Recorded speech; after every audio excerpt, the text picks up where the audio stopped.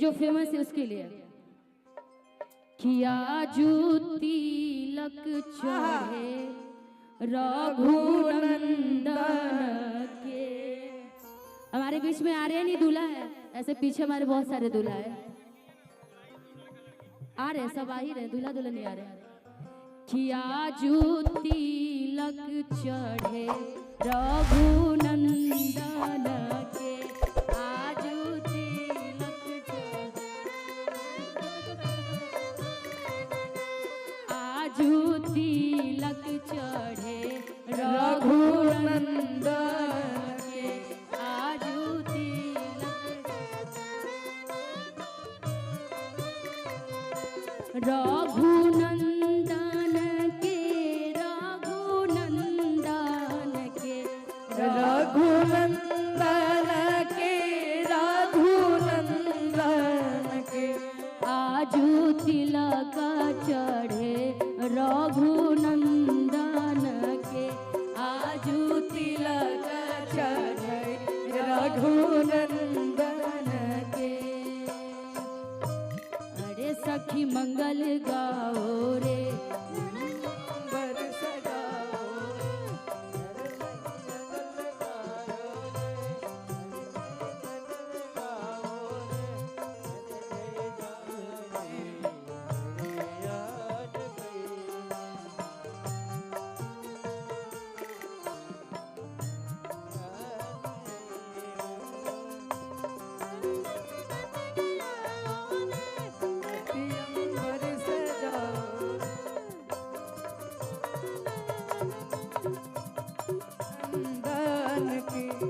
आजू तिलक चढ़ाई रघुनंदन के।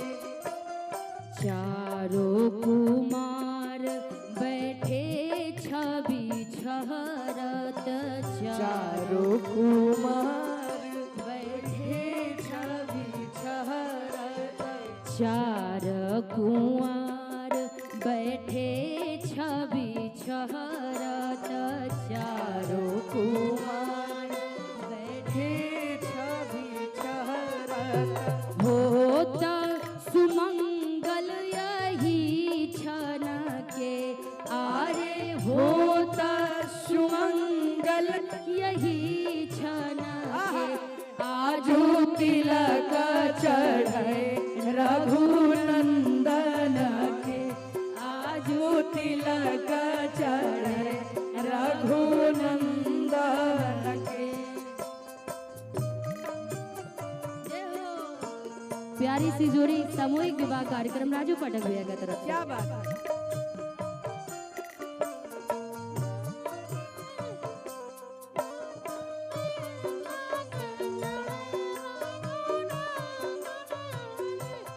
आजू तिलक चढ़े रघुनंदन के।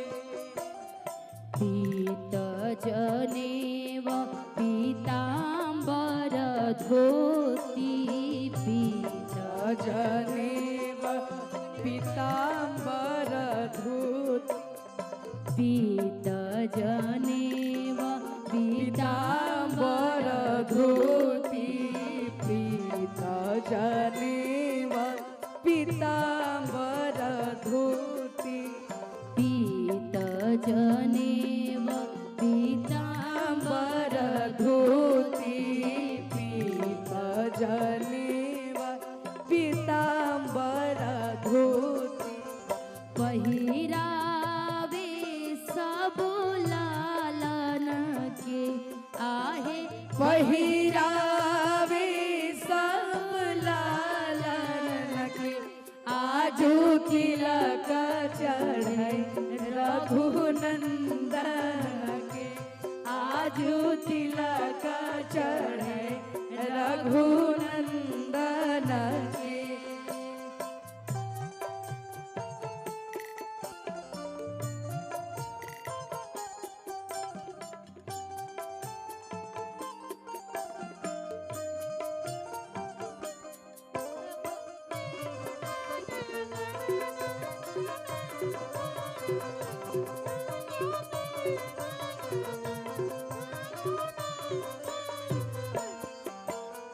नारियल पान हरदी दही दूधवा नारियल पान हरी दूधवा नारियल पान हरदी दूध दहिया नारियल पान हरदी दूध दहिया द्रव्य भरल कर कंजल के द्रव्य भरल कल कंजन के आजू तिलक चढ़े रघुनंदन के आजू तिलक चढ़े रघुनंदन के। एक चीज है, चश्मे के भाई सभी लोग दीवाने हैं। क्या चश्मा इतना अच्छा लग रहा है? ए भाई मैं बार बार चश्मा उठा रही हूँ, फिर से लगाऊं। पता नहीं चश्मा अब ठीक। आजू जनकपुर में माड़वा बड़ा सुहावन लागे आजू जनकपुर में माड़वा बड़ा सुहावन लागे सीता के चढ़े लाहौर दिया बड़ा मन भावन लागे सीता के चढ़े लाहौर दिया। भूषण भाई दुगुन में ले लीजिए बाबू। सीता के चढ़े लाहौर दिया निशा बाबू, मन हम सबों के बीच में